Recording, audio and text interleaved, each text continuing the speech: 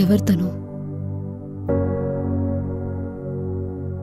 ఇప్పుడెందుకు ఏ ఫేర్ ఇదంతా? అందుకేనా ఇదంతా? నువ్వు వేరే వాళ్ళతో కొలుకొచ్చు, అది తప్పు కాదు.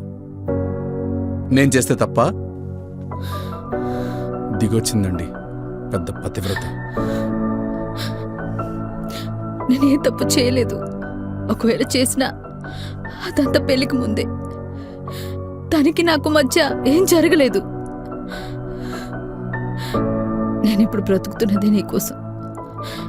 నేను నిన్ను మనస్ఫూర్తిగా ప్రేమిస్తున్నాను. నన్ను నేను మన లైఫ్ కోసమే కదా పూర్తిగా మార్చుకున్నాను. అది నీకు కనిపించలేదా? నా ప్రేమ నీకు కనిపించలేదా?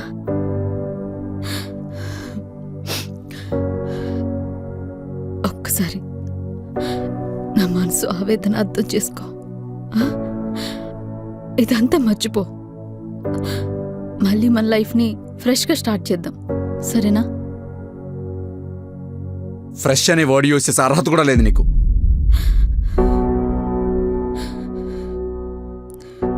అసలు ఆ ఫ్రెష్ అనే మాట వింటుంటేనే ఒంటి మీద తేలు జర్లు పాకుతున్నట్టు అనిపిస్తుంది తెలుసా?